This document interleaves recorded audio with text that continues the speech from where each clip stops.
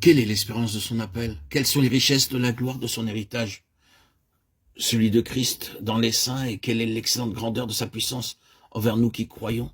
Éphésiens 1, 18, 19. Selon l'opération de la puissance de sa force qu'il a opérée dans le Christ, en le ressuscitant d'entre les morts, et il l'a fait asseoir à sa droite dans les lieux célestes.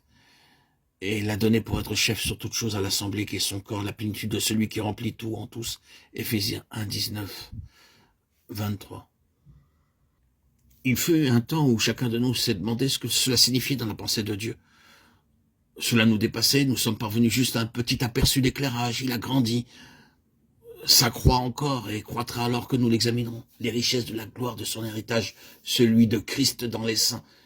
Si nous l'avons compris et que cela nous a saisis autant qu'une telle chose devrait nous saisir, il deviendra pour nous un énorme moyen de pression pour affermir notre vocation et notre élection.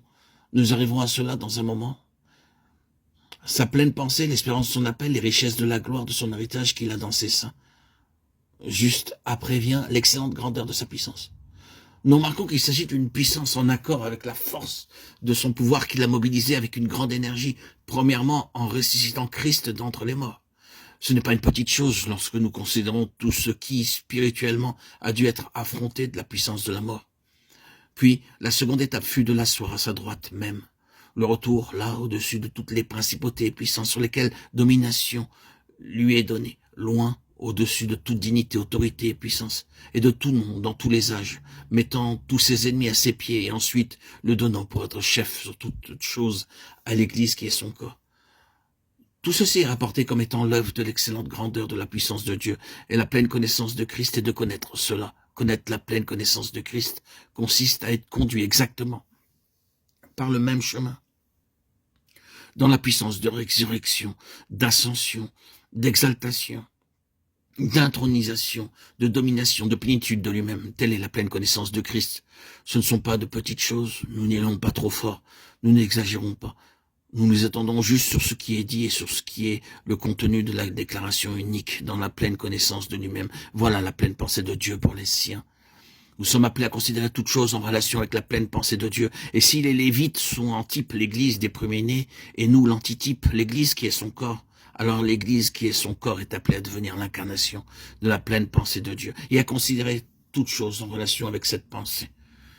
Si vous retournez en arrière et étudiez l'histoire des Lévites sous chaque angle, leur vie, leur activité comportait plusieurs aspects de la réception et de la mise à mort du sacrifice, du recueil et de la prise en charge du sang au service dans le sanctuaire, dans l'entretien des lampes, des pains et de l'encens, et durant la traversée du désert, dans le transport du sanctuaire, du tabernacle. Ces différentes parties étaient assignées à 3 familles, et de beaucoup plus encore. Vous constaterez que chaque part était en lien avec cette pleine pensée de Dieu, qu'ils étaient là pour considérer toutes choses en relation avec la pleine pensée de Dieu pour son peuple. Tout est résumé dans l'espérance de son appel. L'espérance de son appel était là lorsque le sang était versé, lors de son recueil et de son aspersion, et dans tout autre aspect de leur vie. En outre, il s'agissait des richesses de la gloire de son héritage dans les saints, et de l'excellente grandeur de sa puissance à leur égard. C'était dans la déclaration complète la pleine connaissance de lui-même. L'Église qui est son corps entre spirituellement dans la position des Lévites pour cette même œuvre, ce même service, cette même vie, cette même vocation d'une manière spirituelle, pour considérer toutes choses et travailler en tout point en relation avec la pleine pensée de Dieu afin que les saints puissent parvenir à l'espérance de son appel et à la réalisation de cette espérance à son accomplissement. Que l'Église puisse parvenir à lui procurer en elle-même les richesses de la gloire de son héritage, que l'Église puisse être celle en qui se trouve l'opération de son excellente grande puissance, qui la déplace de la mort au lieu où sa plénitude remplit tout en tous. Peut-être vous dites-vous que tout ceci est merveilleux, mais pas d'une très grande valeur pratique. Eh bien, même si cela nous impressionne, nous frappe d'étonnement, même si nous en avons le souffle coupé, méditer une pensée de Dieu devrait être une inspiration. Cela étant, ce sont là les grandes pensées de Dieu, et vous et moi, frères et sœurs en Christ, ne ferons pas beaucoup de progrès à moins de prendre connaissance de ces pensées, car nous devons avoir nos cœurs disposés pour Dieu, afin qu'elles se réalisent. C'est une question de coopération avec lui.